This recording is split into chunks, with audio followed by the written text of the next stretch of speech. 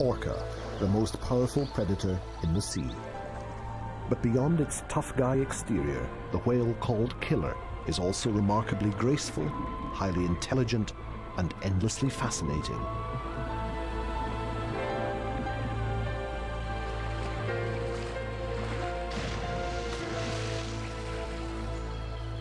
Dr. Paul Spong has spent the last 30 years studying orca. His discoveries challenge us to imagine a new kind of relationship to the world of whales.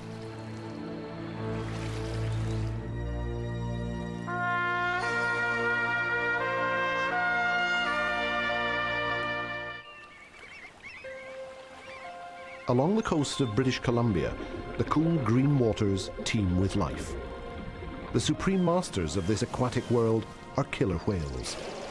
They're found in every ocean, and here in the straits and inlets around Vancouver Island, several communities of orca patrol their domain.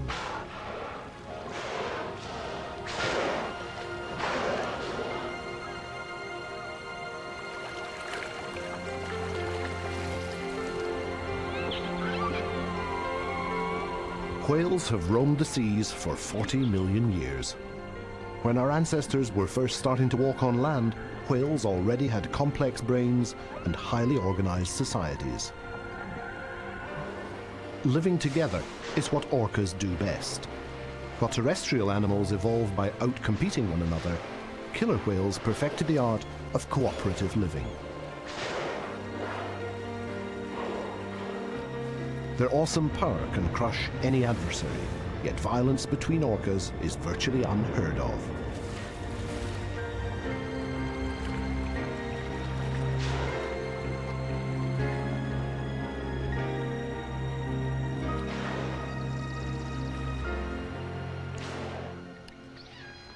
Since first working with orca in 1967, behavioral psychologist Paul Spong has been fascinated with these mammals.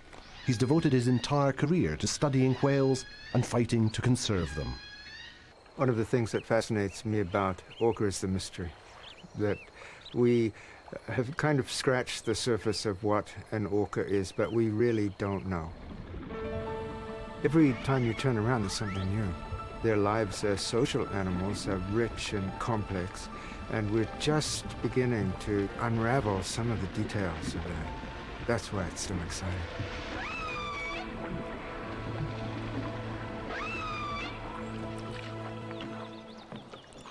Spong has probably ventured into their world more deeply than anyone else, and with each new insight, he realizes how badly these whales have been misunderstood.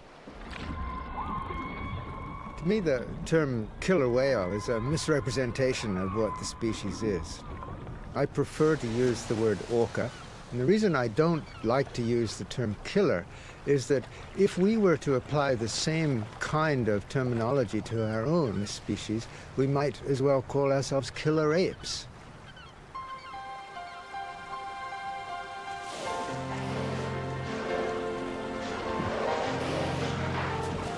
Because they're smaller than their cetacean cousins like humpbacks and sperm whales, orca were spared the commercial slaughter that decimated other whale populations. Nevertheless, their charisma always gets them into trouble. In 1964, the harpooning of a young calf off Vancouver Island launched the Dark Ages for orca, 2 decades of capture.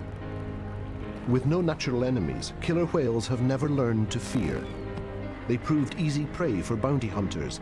Soon, aquariums around the world were outbidding each other for star attractions. Although their primary duty was to sell tickets, orca also became the focus of scientific curiosity.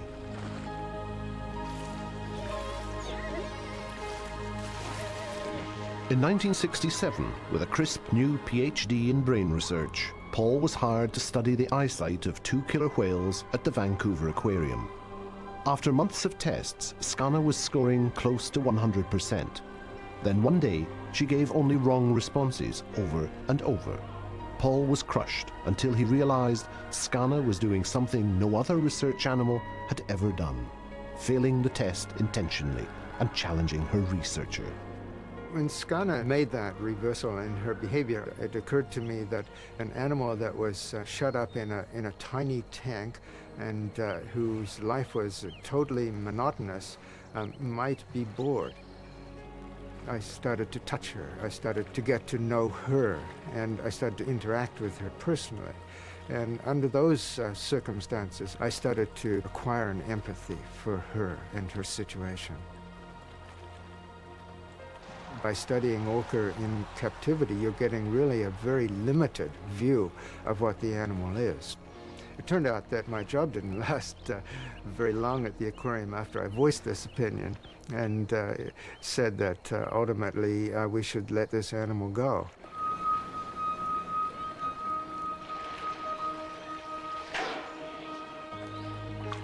Paul's experience with orca transformed his life. Throwing away his lab coat and test apparatus, he started breaking the bounds between man and whale.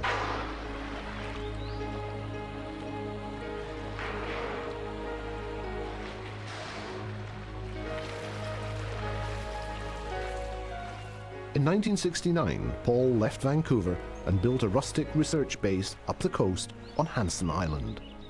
He happily immersed himself in studying and living with killer whales in the wild.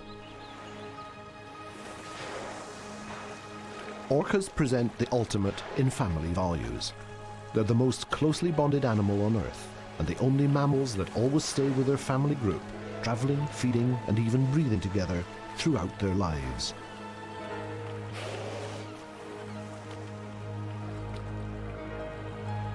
They join together in pods ranging from a few animals to more than 50.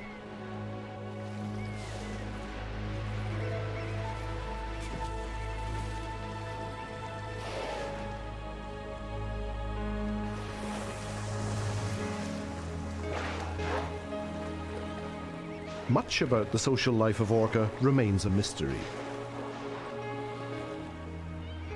What we do know is that killer whales have learned to balance their populations and live harmoniously.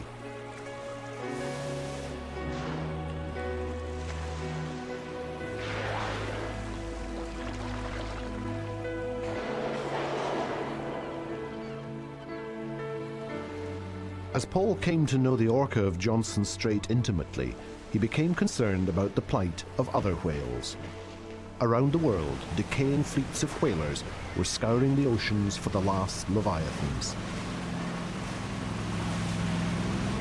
I became totally convinced that what we were doing as people to whales and dolphins was utterly wrong, and became motivated to help change that. And that's partly what I've been doing ever since. In the mid-70s, Paul approached the fledgling environmental group Greenpeace with the idea of a campaign to save whales. Using coordinates he'd acquired through espionage in Europe, a ragtag crew of activists tracked down the Russian whaling fleet and staged dramatic protests in the Pacific Ocean. Neither the environmental movement nor Paul Spong would ever be the same. We seem so powerless in the face of the unbelievable calamity that faces the environment on all sides. Greenpeace came along and demonstrated that it was possible for ordinary people to change things. And that's still the truth today.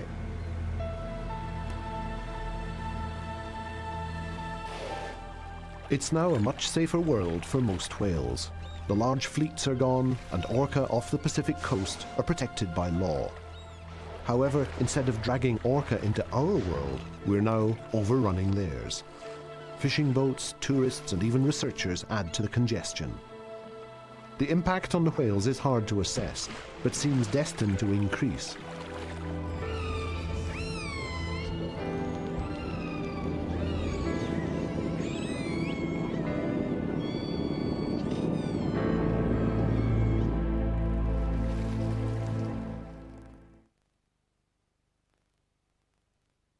Waters of Johnson Strait explode with activity as the orca ride into town.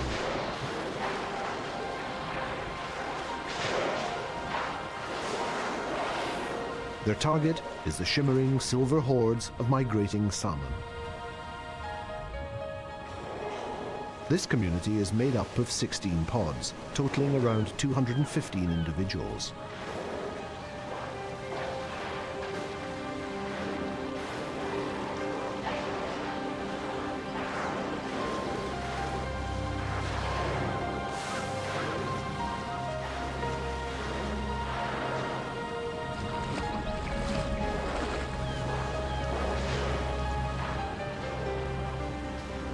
Orca have good eyesight, but for hunting salmon in this cool, murky water, the whales need stronger stuff. Their secret weapon? Sonar. Streams of loud clicking sounds echo back to the whales, pinpointing the location of their prey.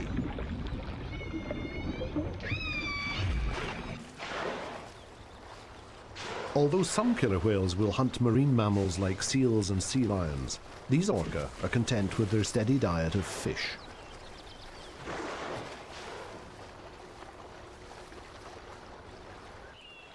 On nearby Hansen Island, Paul continues his work more than 20 years after projecting the whaling issue onto the world stage. His rustic outpost has grown into a sophisticated, though eccentric, research station called Orca Lab. Keenly aware of the impact people are having on killer whales and their habitat, Paul is now pioneering a new approach to orca research. Our philosophy is not to interfere with the lives of the whales, so we've developed methods which enable us to collect information without having to be out on the water chasing whales around. We have a little network of hydrophone stations that are basically underwater microphones hooked up to radio transmitters, and they let us listen into the surrounding underwater environment.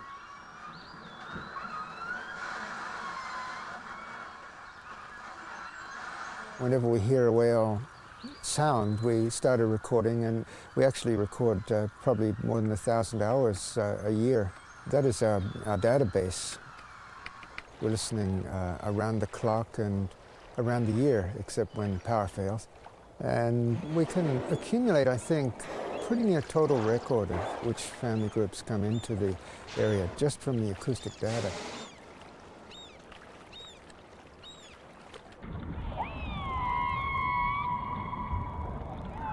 Orca live in a universe of sound. Their acoustic world reverberates with a vast repertoire of calls.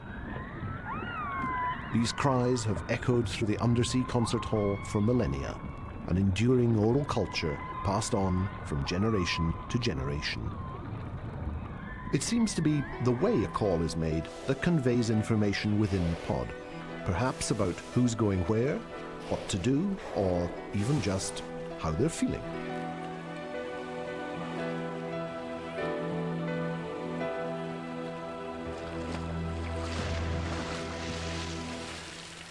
Each of the family groups uses calls which we use to identify the family groups. They have dialects, basically. For instance, Corky's family has a particular call. It's called the N9 call, and we use that to identify that particular family group. So whenever we hear it, day or night, we know that that family is there. And all of the families are like that. They all have particular calls which are basically like fingerprints that enable us to identify them as individual groups. Paul's surveillance system enables him to eavesdrop on orca from miles around. And then I think what you're seeing here... He and his wife Helena coordinate all the snooping. It's a detective story, figuring out which groups went where, who they met, and what they were up to. Understand is what was it the strange call said? Vocalizations aren't the only way to identify orca. Dorsal fins and white markings also distinguish one whale from another. In fact, it was these clues that allowed researchers to catalogue all the resident orca in the Pacific Northwest and determine family histories for each pod.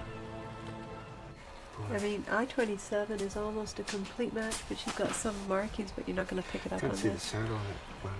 Even after 30 years of tracking this whale community, it's still exciting for Paul to see who's out there. 7, Okay, 8, 8, 9, 9, 10. But as long as we're not counting number 8 twice. 4, 5. An ever-changing team of volunteers from around the world joins Paul and Helena every summer. Okay. Their observations help fill in the portrait of whale activity in Johnston Strait. Monitoring whales in the wild like this is renegade science at its best, and Paul seems quite content to pursue his research well outside the walls of academia.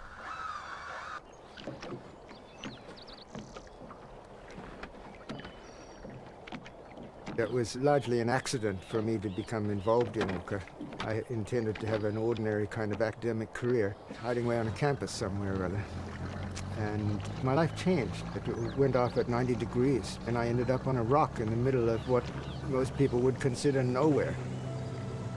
It turns out to have been a marvelously beneficial thing for this to happen to me, because I end up living in a gorgeous environment, working with animals that must be universally acclaimed as some of the most beautiful things in creation, and engaged in helping unravel a mystery that will take much longer than my lifetime to unravel.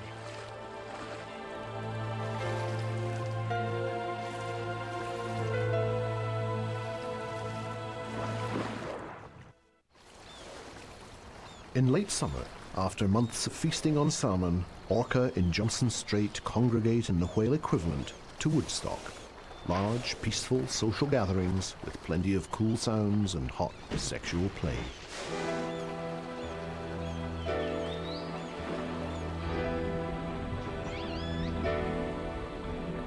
The guys particularly get into the spirit, and adult males from different pods take advantage of the occasion to cavort together and strut their stuff.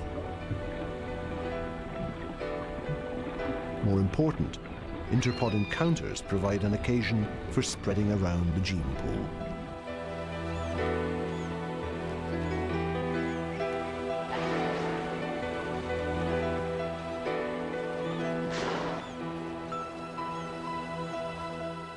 Another highlight on the orca social calendar is a trip to the famous rubbing beaches. The ocean floor here is covered with uniformly smooth stones, which form an ideal back scratcher.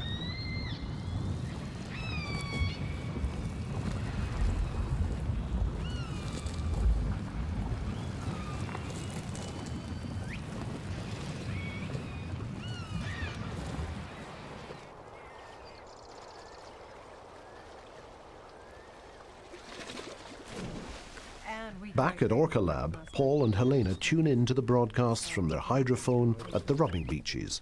The fun can be literally heard for miles. These guys are so bizarre when you get down there. You can only imagine what's going on.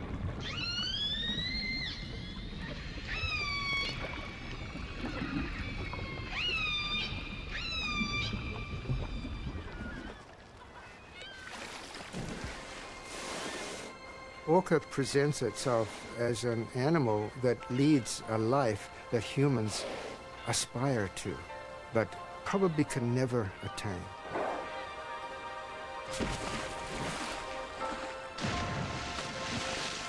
When the family groups come together, all that you see is a joyous reunion and a whole series of happy moments that are strung together to create that life.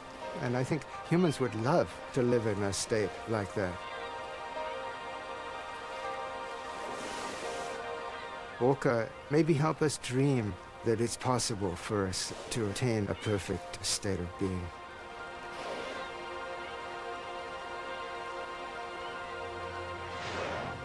If orca families indeed represent the most stable social bond on Earth, it's hard to imagine the impact on a killer whale torn from its pod to live in captivity. This is Corky, a female from the A5 pod, captured south of Johnston Strait in 1969, when she was only 4 years old. Since then, she spent nearly 3 decades performing circus stunts and swimming around small concrete pools at 2 aquariums in California. Corky was the first orca to give birth in captivity, but each of her 6 calves has died, as have several of her captive partners. In the case of Corky, you have an individual that is in captivity, has been there for more than 26 years, who comes from a family that we know really well, and who has a known mother in the wild. And so the whole idea of reconnecting Corky to her mother has a poignancy to it. Part of the beauty of the whale world is that mothers and their children are always together. Corky has become one of Paul's most passionate causes. For years, he's mounted a campaign to free Corky from SeaWorld and return her to her family in the wild. With posters made by people from all over the world, Paul has helped organize the creation of a banner almost 3 kilometers long, crying out for Corky's release. Surrounding the SeaWorld on Mother's Day was another in a long series of efforts to pressure SeaWorld's owners into letting Corky go home. What we would like to do is just take a small cooperative step with you guys. Let her find out if she can catch a live fish in a tank. If she can do it, let's talk more. You know, if she can't do it, we're out of here. We're very familiar with all of the minute details of the proposal, and our position is absolutely clear on this. This is Corky's home, and this is where she will stay. We will continue our efforts, and Corky's true home, her true home, is in the wilds in British Columbia, and her family and her mother are waiting for her there. And one day, they will meet. Thank you for coming. Thank you very much. Paul's David and Goliath struggle with SeaWorld over Corky's fate won't be over soon. But while the banner grows, Corky's room is being prepared back at the ancestral homestead. This is Freshwater Bay near Orca Lab. Here, Paul dreams of stringing a net to create a halfway house for Corky's eventual return to a life in the wild. She'll still be captive here, but she'll be in the ocean, and she'll begin to hear the sounds of the ocean again and become familiar with the old memories that she has in her brain. And meanwhile, the other whales will be traveling by, and she'll be listening to them, and they'll be exchanging calls, and they'll be getting to know each other again. And eventually, when Corky is healthy, well, able to fend for herself in the world again, and familiar with her old family, we'll let her go free.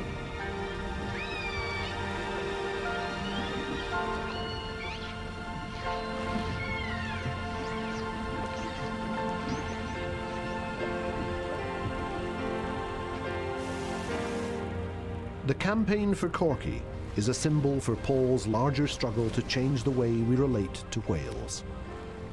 If we can step back far enough to see orca in their own world, there's a lot we can learn from them.